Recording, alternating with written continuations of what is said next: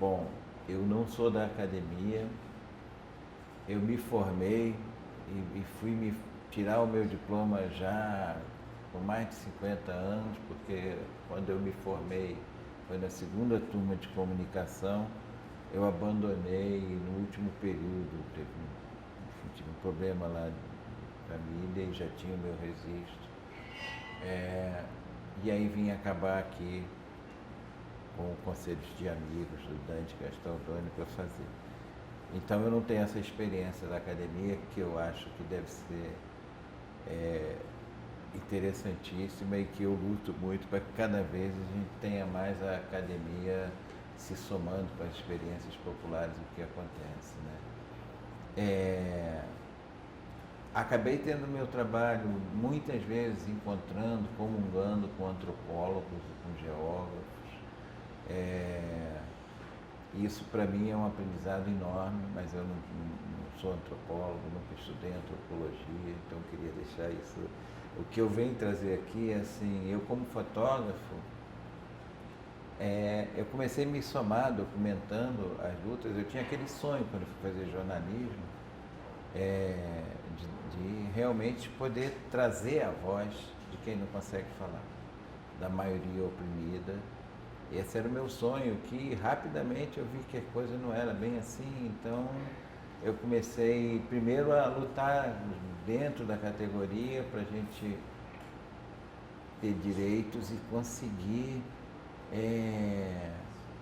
fazer matérias que começassem a quebrar uma coisa que eu observava, e depois veio a ser o cerne, acho, de várias lutas que eu assisti, que é a história única, né? Eu comecei a entender como é que se dá, por parte da comunicação, esse poder por parte das mídias, das grandes mídias, mas que o uso da comunicação está dentro das grandes empresas, né? Está dentro, como o Beto falou aqui, está dentro dessas usinas de cana-de-açúcar, né?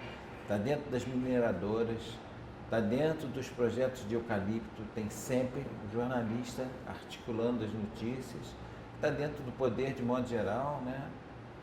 E eu comecei a perceber que existia um caminho, né? Que aos poucos eu ia notando, que era você só informa sobre as populações menos favorecidas, as informações que saem quase sempre são informações calcadas numa denúncia de violência, onde essas pessoas que são vítimas de um processo de violência assim, aparecem quase sempre como protagonistas.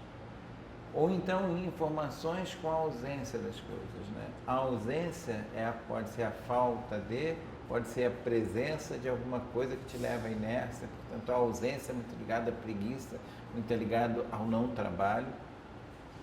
E aquilo começava a me incomodar porque eu documentava essas populações e via o quanto essas pessoas trabalhavam, o quanto essas pessoas tinham propostas bonitas, e comecei a pensar o que fazer, né? Então, primeiro, começando a me juntar com os companheiros, e o Beto foi um desses companheiros que foi fantástico, e conseguia então chegar na academia as denúncias do que eu vivia, mas também as belezas dessas pessoas, né? Isso eu acho que é uma coisa que a gente tem que entender quando faz um processo documental, é que a informação majoritária, que é a informação que vai povoar a cabeça dos jovens que estão na escola desde criança, que vai chegar na informação de pessoas até que são boas, porque as pessoas são boas de um modo geral nas suas casas, as classes médias, e essas informações, elas vão, e eu fui entender um dia isso, elas vão com uma informação onde você retira da informação a beleza não só física, mas a beleza dos fazeres populares, né? Como é que podem falar o que falam das favelas, e como é que as pessoas podem falar sinceramente? Elas têm medo, porque elas recebem uma informação que é tão feroz, né? Que ela passa pela favela e parece que, né, ela está ouvindo aquela musiquinha de suspense, tanto. E lá dentro eu conhecia tanta gente legal, né? Então um outro caminho foi buscar também como é que eu posso continuar o que eu não vi no jornalismo, mas como é que essa coisa de dar voz, eu entendi que era muito e que isso tinha a ver com, vou fazer um documentário, eu vou me preparar, eu vou estudar, eu vou ouvir as pessoas, eu vou tentar tornar parceiro e poder interferir no meu documentário a pessoa, a comunidade que eu vou fotografar. Eu pensei então que podia também trabalhar com a formação dessas pessoas, como multiplicadores, mas agentes da própria história. E aí foi assim que eu participei também de um projeto, né, que está dentro do Observatório de Favelas, foi o Mais do Povo, que a gente criou, e com uma escola e uma agência, para que inúmeros fotógrafos pudessem se formar ali e pudessem contar a sua própria história. E eu acho que esse foi um projeto que continua, que hoje é coordenado pelos fotógrafos, né, dentro do Observatório de Favelas, que a Kita foi uma das coordenadoras, que o Valdeano se forma lá, né? E eu vejo começarem a aparecer histórias e fotografias fantásticas sobre aquela favela que eu via, que eu conhecia, que cada vez eu vou conhecer mais. E eu pensar assim, caramba, como é que a gente pode viver com um conteúdo tão brutal de informações que não mostra beleza? Mas eu entendi que esse é o caminho. Se você retira a beleza, você não só quebra a dignidade, você afasta as pessoas, mas principalmente eu entendi, mas por que fazem isso? É porque quando se afasta essas pessoas que estão, não só dentro das favelas, mas que estão em todas as populações tradicionais, você consegue criar de alguma maneira uma revolta nas pessoas que são informadas, na classe média, ou um certo mal-estar para com essa população, e você contribui com isso com o quê? Com a manutenção de um status quo. Então, de repente, eu que entrei no jornal, eu comecei a perceber, e aí fui ver a nossa história do jornalismo, e eu fui ver que, no mais das vezes, a produção jornalística das grandes mídias é muito mais mantenedora de um status quo do que transformadora desse status quo. Falei, caramba, a gente tem um poder tão grande, e é claro, esse poder não só quer manter, como quer reafirmar, né?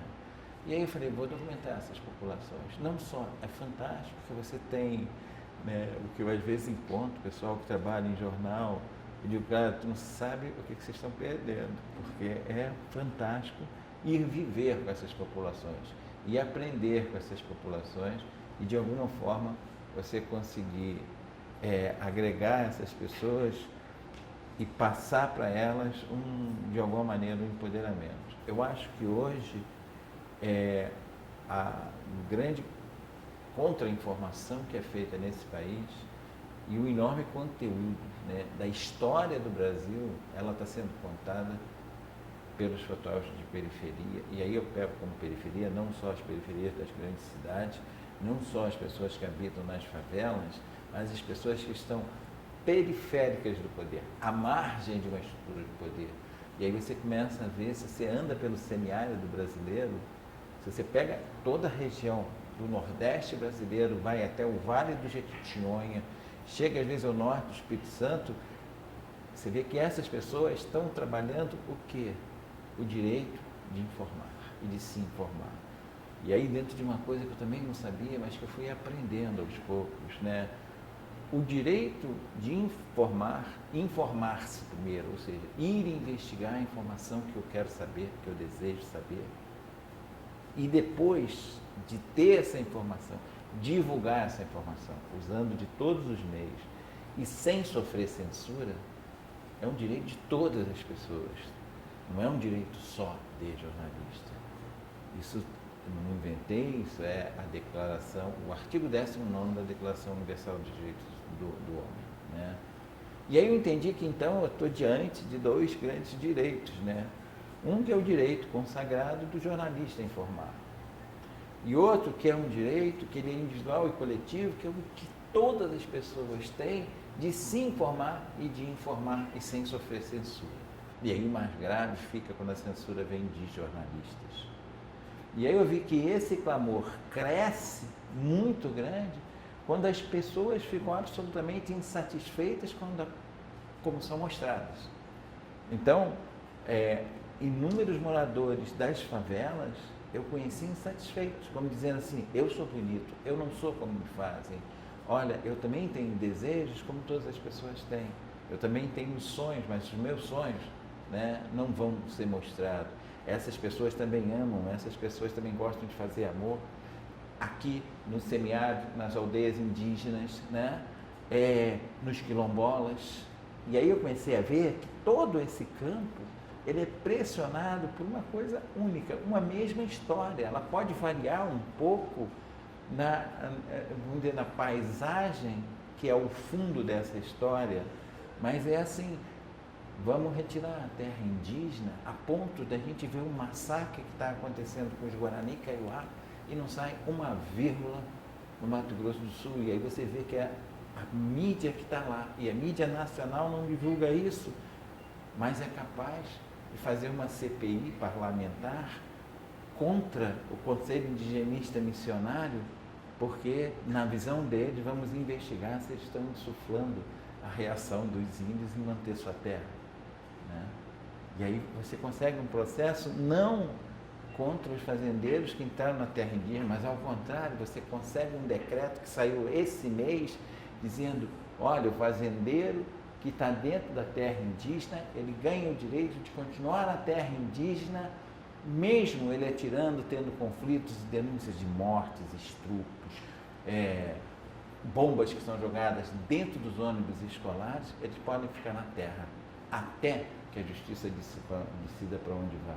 Então você vê uma opressão que é tão brutal, e pessoas que são tão belas resistindo, eu falei que só tem um caminho, vamos continuar, vamos agregar mais pessoas, vamos tentar formar. E aí você vê que você vai lá no quilombo, é a mesma coisa, o cara quer tirar a terra do quilombo, dizendo que é espaço demais para poucas pessoas, não entende o tipo de vida que aquelas pessoas têm como necessidade. Se você vai aos geraizeiros, né, que moram nas Gerais, principalmente nas regiões montanhosas que vão até as beiras do rio, e que em Minas são áreas clássicas e populações enormes, e vão sendo esmagadas pelo eucalipto, depois do eucalipto pelas mineradoras que entram assim, assolando aquelas terras de maneira tão grande que hoje há uma grita dizendo o estado de Minas Gerais caminha para ser Minas, cada vez menos Gerais. Essas populações vão sendo expulsas. Aí você vai mergulhar e conhecer mais populações e de repente eu me deparo que existem populações de pessoas que vivem de colher flores. Flores que eles chamam de sempre vivas.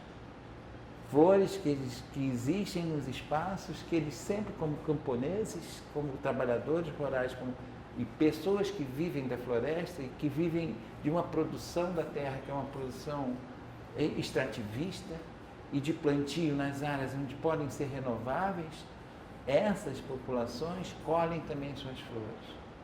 Essas populações colhem flores que elas colhem e que duram centenas e centenas e centenas de anos, que eles não conseguem ver essas flores morrer, a não ser quando a mata é abandonada, então ela é engolida pelo próprio capim, que tem uma substância tóxica e que nos grandes incêndios de chuvas, de raios, então elas são destruídas. Mas essas flores são tão bonitas que as que eu recebi, que botei em casa, eu chamei meus pequenos e molhei, e aí a florzinha vai e vira um botão. Aí você guarda a flor e ela recebe o sol e ela abre de novo.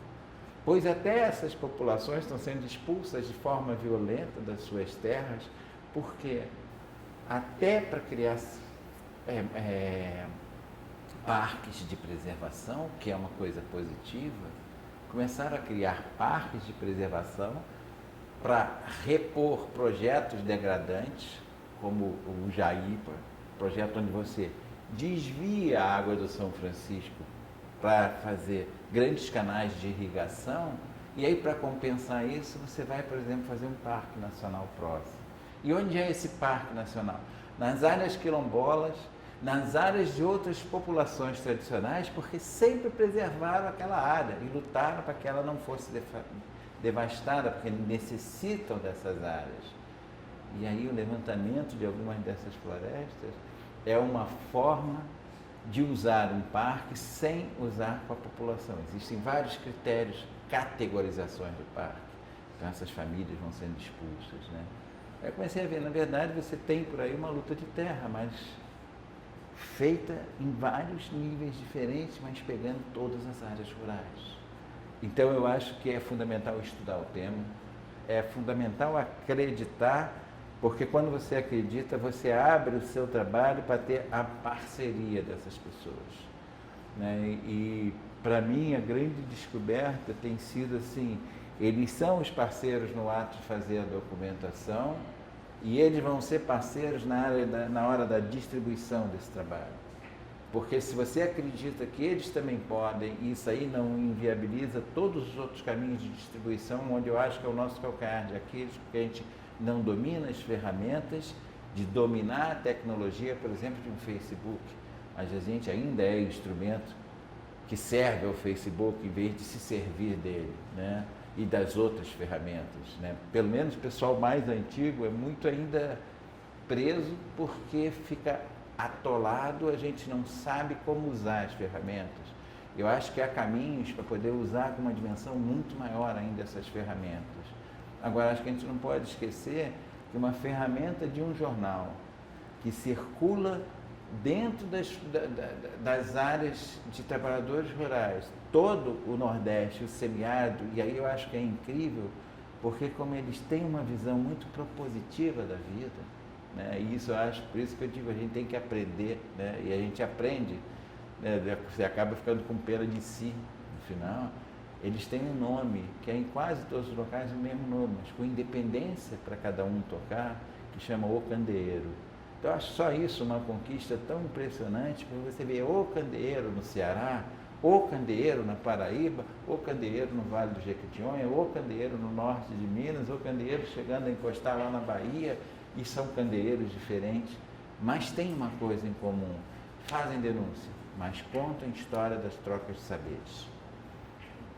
Então eu acho que talvez se a gente faz uma documentação que quer pegar da história o contraponto dessa história, quer pegar as histórias que não são contadas, eu acho que essa é a maneira da gente quebrar estereótipos, tem que acreditar que essas pessoas produzem. Acreditar que essas pessoas produzem, eu acho que é investir na formação. E hoje há discussão e formação dentro de comunicação nas regiões do Nordeste, nas regiões do semiárido.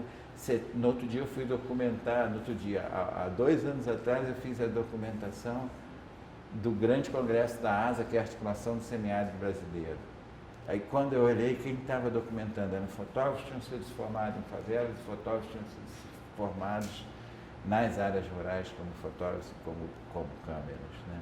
Falei, caramba, a documentação, deve ter uns 10 aqui documentando a documentação aqui. E aí eu assisti o preparo deles. Se reuniu todo mundo que era da comunicação, deram um abraço, rezaram para poder trabalhar da forma mais honesta, da forma mais legal, né? Então, eu acho que essa é o que eu podia passar aí para vocês. Com isso, eu acho que tem que ter um site, acho que esse site tem que contar histórias. E aí eu acho que a gente também tem que ter a criatividade, porque quem compra isso? Né? Ninguém, você tem parceiros. Como é que você vai viver isso? Né? Eu acho que eu aprendi com eles a ter uma deliciosa teimosia, né? Eles nunca desistem de ser felizes. Né? E é por isso que você tem um conflito, mas o conflito não impede que role o forró, e que role a paquera, e que role a dança, e onde isso anima a mostrar que tem pessoas que estão passando, que tem organizações, que tem trabalho, que está sendo divulgado, que está saindo, né? E também porque você começa a assimilar, às vezes, as maneiras como eles gostam de ser vistos, né? As maneiras como eles querem mostrar as suas relações e quais são, principalmente, as coisas que eles mais gostariam de mostrar e mais gostariam de gritar, né? E tem sido impressionante como tem sido um grito, seja no campo, seja na cidade: eu sou bonito, eu faço coisas, eu resisto, eu tenho esses direitos, eu vou lutar por eles.